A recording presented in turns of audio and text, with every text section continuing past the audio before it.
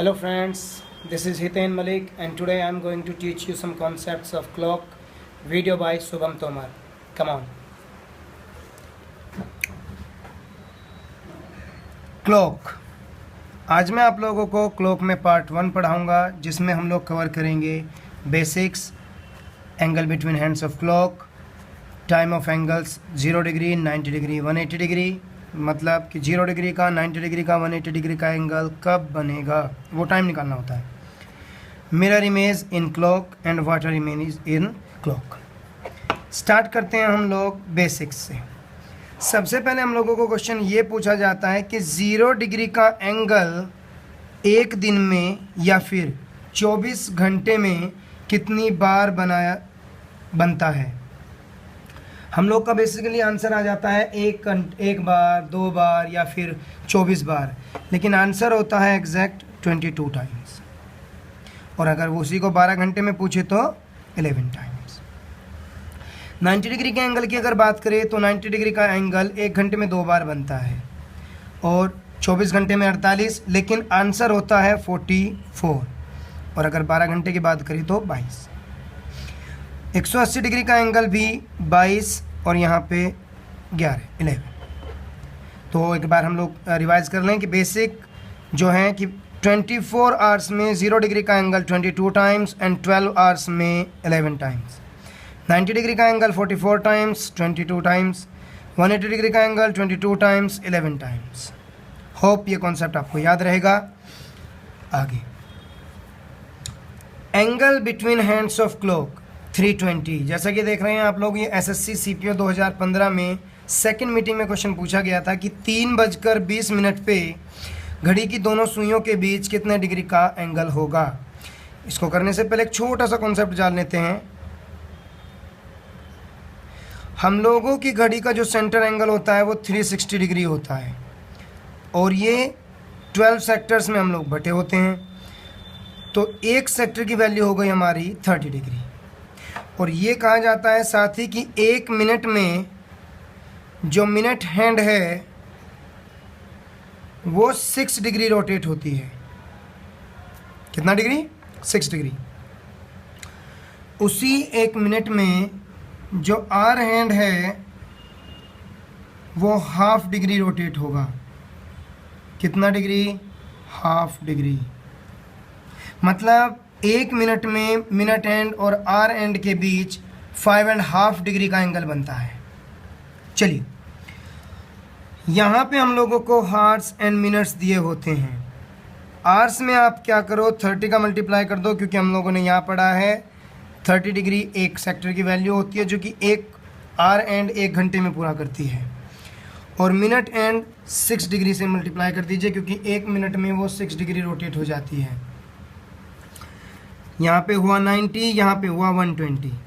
अब आपको याद रखना है कि जितनी भी हमें मिनट दी हो उसका आधा, मिनट का आधा आप ऐड कर देंगे आवर्स की तरफ और यहाँ पे फिर कंप्लीट आंसर देंगे 100,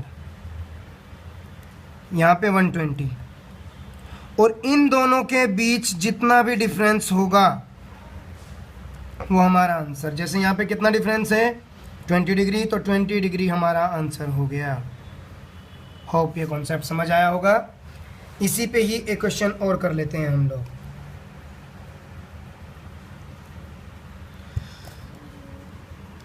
angle between hands of clock at 8:10। Again 8 में मल्टीप्लाई कर दीजिए 30 का और 10 में मल्टीप्लाई कर दीजिए 6 का। यहाँ हुआ 240, यहाँ हुआ 60। जैसा मैंने बताया था कि मिनट का आधा आपको कहाँ पे ऐड करना है? आवर्स की तरफ ऐड करना है, तो 245। अब 245 और 60 इन दोनों के बीच कितने डिग्री का डिफरेंस हो गया? 185।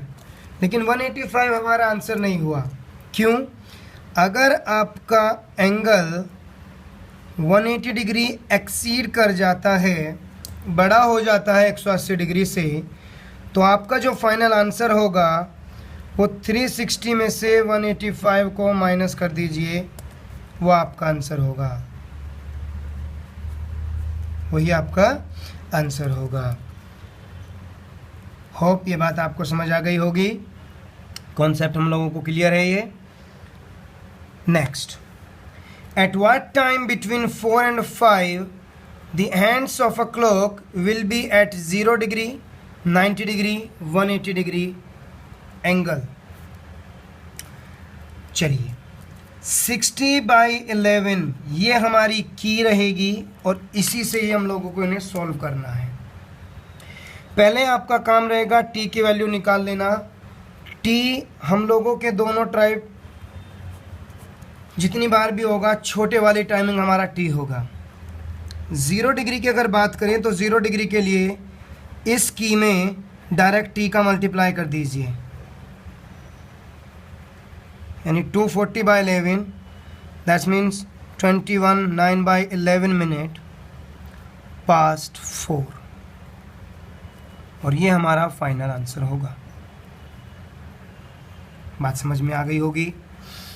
इसी कॉन्सेप्ट को आगे बढ़ाते हैं, 90 डिग्री का करते हैं। 90 डिग्री के लिए सेम 60/11 मल्टीप्लाई बाय टी, लेकिन टी क्या होगा ये प्रॉब्लम है, इसको सॉल्यूशन देंगे हम। 90 डिग्री के लिए हम लोगों का जो बेस होता है वो 3 और 9 होता है, मतलब एक बार 3 लेंगे एक बार 9 लेंगे। जैसा हमें पता है कि 90 डिग्री का एंगल 1 घंटे में कितनी बार बनेगा, 2 बार बनेगा। नाउ टी हम लोगों का 4 है, पहली बार बेस होगा 3, तो 3 से 4 तक जाने के लिए हमें कितने घंटे ट्रेवल करना पड़ेगा, 1 घंटे। तो टी की वैल्यू हो गई 1, तो 60/11 मल्टीप्लाई कर दीजिए 1 से। 60/11 मतलब 5/11 मिनट पास्ट 4। दूसरा आंसर होगा हमारा 9 से 4 तक जाने में कितना टाइम लगा। याद रखिएगा कभी भी हम लोगों को क्लॉकवाइज में हमेशा जाना है, एंटी क्लॉक कभी नहीं जाना होगा, तो एंटी क्लॉक हमारा गलत हो जाएगा। क्लॉकवाइज चलने में हमें 7 आवर्स का टाइम लगा 9 से 4, तो 60/11 मल्टीप्लाई बाय 7, 420/11, 38, 2/11 मिनट पास्ट 4, और ये हमारा आंसर हो जाएगा। ये दो आंसर 90 डिग्री के लिए। अब बात करते हैं 180 डिग्री के लिए।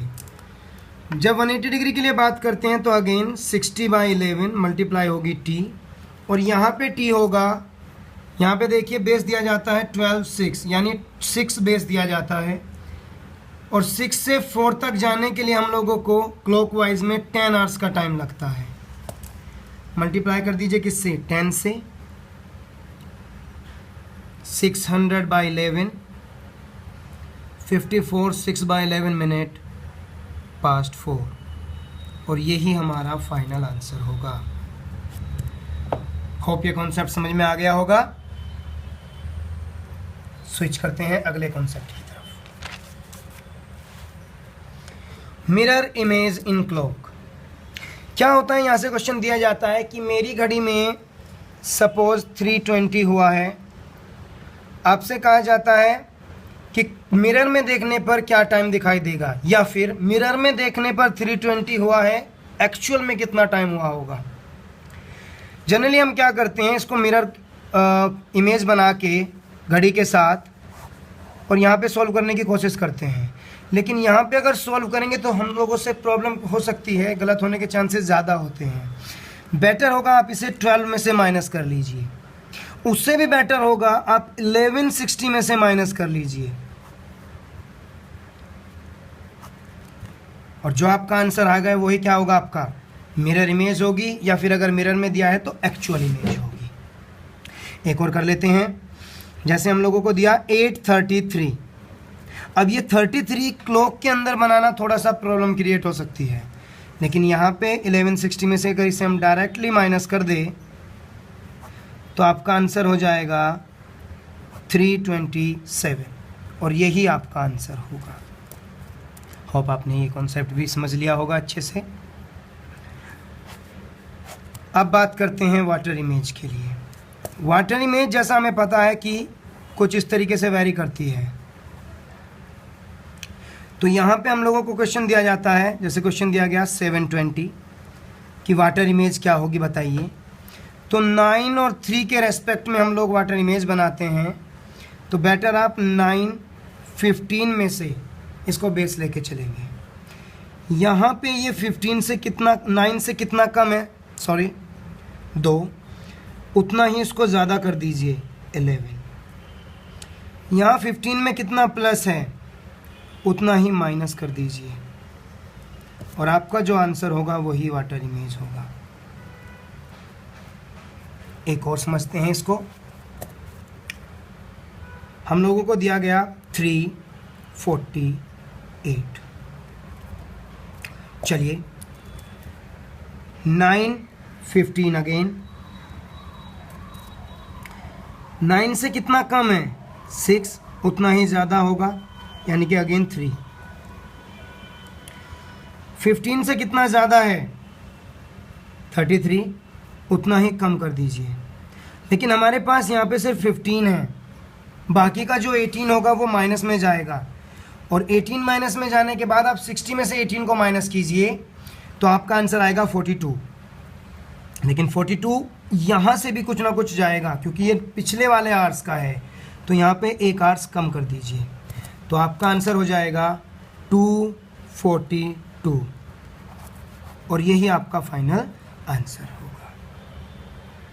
हम लोगों के आज के कॉन्सेप्ट जो हम लोगों के थे वो फाइनल कंप्लीट हुए। होप आपने ये वीडियो एंजॉय किया होगा। Thank you very much